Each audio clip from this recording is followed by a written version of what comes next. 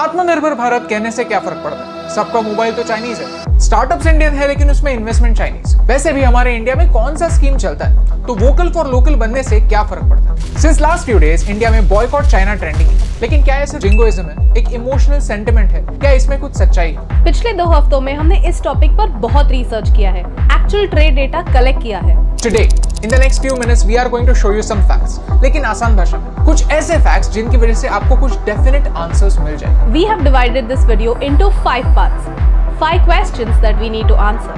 हम ऐसे ही इंडिया के बारे में solution based videos बनाते हैं, तो अगर आपको हमारा काम पसंद आता है तो प्लीज सब्सक्राइब कीजिए, बेल आइकन को प्रेस कीजिए और इस वीडियो को शेयर कीजिए, क्योंकि ऑनेस्टली हम नेगेटिव लोगों से तंग आ गए। दिस इज आत्मनिर्भर Bharat simplified. But first things first, what is आत्मनिर्भर Bharat? Actually, it's a big and complex idea. For this video, let's focus on one small aspect of it. India's current dependence on China, how we can reduce it and make India's position better in world trade. Understand this.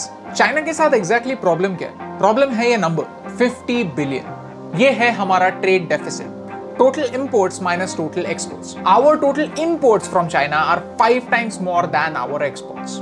Okay, so ये difference क्यों है? One big reason is dumping. Let me simplify that for you.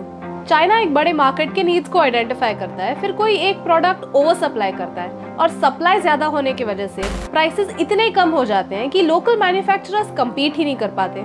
And when China has no competitors, it starts selling at an even higher price than before, recovering all the previous losses. और ये हम नहीं कह रहे, already India में China के against investigation चालू। And not just India. In the US, China wants to capture the entire steel market. Even the US is worried about dumping by China. And on the other hand, China दूसरे countries को अपने market में enter करने नहीं देता। इसके कुछ reasons ये हैं, इनके बारे में डिटेल में कभी बाद में बात करें। गवर्नमेंट खुद चाइनीज प्रोडक्ट्स को बैन क्यों नहीं करती? It's simple, WTO world trade organisations के कुछ रूल्स हैं जिनकी वजह से आप किसी भी कंट्री से इंपोर्ट्स को आउटराइट बैन नहीं कर सकते। There is one method called import substitution method. In this method, we identify one type of import from China and try to find another country that will supply us the same product. Obviously, this can't happen overnight. Okay, so outright ban करना impossible है, लेकिन हमारे market को self sufficient बनाना possible है ताकि Chinese products की जरूरत ही कम हो। And that is what India is trying to do. आपके घर का एग्जांपल लेते हैं, toys. This market is worth 4,500 crore rupees and almost 80% of the toys come from China. India has a huge population and 1/3 of this population is below 15 and China knows that. Problem ये नहीं है कि toys ज्यादा है, problem ये है कि ये टॉयज सेफ नहीं है। 67% of all the toys imported from China were unsafe for children और इसकी कॉस्ट इंडियन टॉय मेकर्स को बेयर करनी पड़ती है। पिछले 5 सालों में 10 में से 4 इंडियन टॉय मेकर्स को अपना बिजनेस बंद करना पड़ा। लेकिन गवर्नमेंट कहती है कि अगर इंडियन लोगों की डिमांड ही है चाइनीज टॉयज के लिए तो हम क्या कर सकते हैं? ये सब हमारी आंखों के सामने हो रहा है and yet the public says made in China से क्या फर्क पड़ता है? गवर्नमेंट क्या कर रही है? इंडिया ने 12 सेक्टर्स को आइडेंटिफाई किया है जहां हमें सेल्फ रिलायंट बनना पॉसिबल है और उसकी जरूरत भी है। Let me give you a simple example. Medicines. India makes 22% of the world's generic medicines, but the raw materials come from China. थोड़े से नहीं, but 70% of the raw materials have to be imported from China. During the coronavirus crisis, China suddenly increased the prices of these raw materials and the Indian pharmaceutical industry was affected. Now you tell me, if India wants to make these raw materials locally, how is it a bad idea? आज तक हम एक simple vitamin C की गोली from scratch बना नहीं सकते and this needs to change. 53 ऐसे बल्क ड्रग्स हैं जिनके सब्स्टिट्यूट्स इंडिया में बन सकते हैं। India wants to set up a bulk drug park. Recently, many IITs have come out with low-cost versions of ventilators. It's time to commercialize these products and put them into production right away. Okay, so electronics की बात करते हैं। हम electronics में पीछे क्यों हैं? Demand इतनी हाई है लेकिन लेबर स्किल्ड नहीं है, इन्वेस्टमेंट और रिसर्च की कमी है। इंडिया में मोबाइल बनते नहीं है, सिर्फ असेंबल होते हैं। उनके मेन कंपोनेंट्स कहीं और से सिर्फ इंपोर्ट होते हैं। तो कोई भी मोबाइल कंप्लीटली इंडियन नहीं है। But India wants to change that. India wants foreign companies to come over here, invest in infrastructure over here, train people over here so that we are ready for the future. In the next 5 years, India wants to give incentives worth 40,000 crores to companies to make and export mobile phones from India. The plan is a long-term plan, but it's really important for us to focus on innovation right now so that some engineers can be the future of this industry. Okay, so what are the challenges? People have questions. There are so many Indian startups with Chinese investments. So, what is Indian and what is Chinese? Okay, so this is a complicated question because 10% से ज़्यादा अगर कोई investor है तो उसे company में voting rights भी मिलते हैं। लेकिन ये सारे स्टार्टअप्स जो हैं वो इंडिया में ऑपरेट करते हैं, इंडियन लोगों को एम्प्लॉय करते हैं और बाहर से पैसा इंडिया में लाते हैं। We don't think that Indian startups should suffer just because they have Chinese investments. इससे इंडिया को चाइना से ज्यादा नुकसान होगा। In April 2020, the government changed the FDI rules so that no bordering nation can take advantage of low share prices and become the owner of the company. See, we have to accept it that Atmanirbhar Bharat scheme is not 100% problem free. सबसे बड़ा problem यह है कि हम planning stage पर बहुत अच्छी planning करते हैं और इम्प्लीमेंटेशन पर मोमेंटम खो देते हैं, फिर ये सारे प्लान सिर्फ पेपर पे अच्छे लगते हैं। Let's talk about ease of doing business. India is 63rd in ease of doing business. एक रेस्टोरेंट खोलने के लिए भी 11 अलग अलग लाइसेंसेस लगते हैं। इंडिया का माहौल जो है वो बिजनेस के लिए उतना फ्रेंडली नहीं है। 56 companies shifted out of China because of the US-China trade war. How many came to India? 3.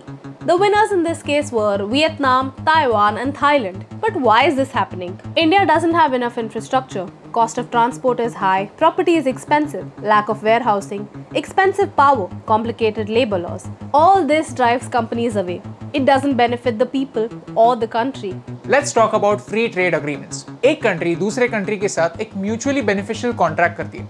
वो कहती है कि आप हमारे XYZ प्रोडक्ट्स लीजिए और उस पर ड्यूटी मत लगाइए, और हम आपके XYZ प्रोडक्ट्स लेते हैं और उनको ड्यूटी फ्री रखते हैं। Vietnam has taken advantage of free trade agreements so that it can export clothes to Europe without paying any customs duty. India pays 9.6%. India has to make sure that we don't lose out to other countries who are waiting to take advantage of the anti-China sentiment. We don't need inflated numbers, we need a practical roadmap. We Indians are tired of being idle. Now we want to participate. As a citizen, we want you to criticize the policies. But before you criticize, analyze. अगर आपके पास कोई solutions है तो please हमें comments में बताइए। Okay, सो हम क्या कर सकते हैं? चाइनीज प्रोडक्ट्स हर कोई यूज करता है, तो मेरी चीनी कम करने से क्या फर्क पड़ता है? राइट नाउ आपका फोन चाइनीज ब्रांड का होगा, तो क्या आपको वो फोन फेंक देना है? बिल्कुल नहीं। आज काफी सारे चाइनीज फोन्स इंडिया में मैन्युफैक्चर हो रहे हैं। इससे चाइना को तो प्रॉफिट होता ही है, लेकिन इंडिया में जॉब्स जनरेट होती हैं, and that's more important at this point of time. In 2014, we had only 2 mobile manufacturing units. Right now, we have more than 268. Reality ये है कि आज इंडिया प्रोसेसर्स और मदरबोर्ड्स नहीं बना सकता। One day we will reach there. Let's talk about mobile phones then. Usually, ये बात सुनने पर हम इंडियंस डिस्करेज हो जाते हैं, क्योंकि हम सोचते हैं कि सिर्फ 2 सिनेरियो होते हैं, वर्स्ट केस सिनेरियो और बेस्ट केस सिनेरियो। लेकिन एक्चुअली इन दोनों सिनेरियोस के बीच में एक यूज केस सिनेरियो भी होता है जो एक्चुअल रियलिटी बनता है। हम ट्राई करेंगे 100% मार्क्स लाने के लिए, लेकिन अगर 85% मार्क्स आते हैं तो उसे फेलियर नहीं मानेंगे। हम क्या कर सकते हैं? Footwear. India is paying 2,548 crores to China for the chappals that you're wearing. Toys. India is paying 2,775 crores to China for the toys your kids play with. Furniture. India is paying 6,248 crores to China for the chair that you're sitting on right now. इनके alternatives India में हैं, लेकिन क्या फर्क पड़ता है? कोई भी चीज खरीदते वक्त हम सिर्फ प्राइस टैग देखते थे, लेकिन अब से हम 2 और चीजें देखेंगे। ब्रांड कौन सा है और प्रोडक्ट एक्चुअली मैन्युफैक्चर कहाँ हुआ है। Our method is, if it's a Chinese brand made in China, then red signal. Wait for it and ask yourself whether you actually need it. Indian brand made in China, Chinese brand made in India, yellow signal. यानी आपको 1 second के लिए pause करना है और alternatives ढूंढने की कोशिश करनी है। Of course, अगर पॉसिबल ही नहीं है तो go ahead and buy it. An Indian brand made in India, green signal. लोग कहते हैं कि मोबाइल ऐप्स डिलीट करने से क्या फर्क पड़ता है? TikTok made 3.4 crore rupees profit in the first year of its launch. PUBG earns 4.9 crore rupees every month. ऐसे ही काफी सारे चाइनीज एप्स हैं जो एड रेवेन्यू से पैसा कमाते हैं। तो आपको ये एप्स डिलीट करने हैं या नहीं, ये हम आप पर छोड़ते हैं। अगर आप PUBG डिलीट नहीं कर सकते तो एटलीस्ट स्किन्स खरीदना तो छोड़ सकते हैं। अगर आप एक टिकटॉक इन्फ्लुएंसर है तो आप कोई और चाइनीज एप्स यूज करना बंद कर सकते हैं। See, we don't want to make anybody a villain. हमें सिर्फ आपको ये बताना है कि आप आपकी तरफ से कुछ ना कुछ करने की कोशिश कर सकते हैं, क्योंकि एक क्रिकेट मैच तो प्लेयर्स खेलते हैं, फिर ऑडियंस के चीयर करने से या ना करने से क्या फर्क पड़ता है। अगर आपको भी ऐसा लगता है तो ताइवान के इस गेम का एग्जांपल लीजिए। सोशल डिस्टेंसिंग के टाइम पर जब एक्चुअल ऑडियंस नहीं था तो ऐसे आर्टिफिशियल ऑडियंस क्रिएट किया, उनका आवाज प्ले किया ताकि प्लेयर्स को ऐसा लगे कि उनके खेलने से किसी को तो फर्क पड़ता है। और हमने इस पावर को खुद देखा है गुजरात में, गुजरात की स्पेशलिटी पटोला पहनने पर, लद्दाख में होम स्टेज में रहने के बाद, जर्मनी में थैंक यू की बजाय दांग बोलने पर लोकल्स के चेहरे पर जो स्माइल आती है, वो स्माइल किसी भी डेटा से बड़ा प्रूफ है कि लोगों को एनकरेजमेंट की वैल्यू होती है। मुझे वोकल फॉर लोकल का मीनिंग यही लगता है कि हमें हमारी एक्शंस से इस स्माइल को इंडिया में वायरल करना है। अगर आप में से 1% लोगों तक भी ये मैसेज पहुंचा तो आई थिंक ये वीडियो सक्सेसफुल है। क्योंकि एक के करने से क्या फर्क पड़ता, लेकिन एक एक के करने से बहुत फर्क पड़ता। और इन दोनों लाइंस में सिर्फ एक का फर्क है, and that's the reason why फर्क पड़ता है।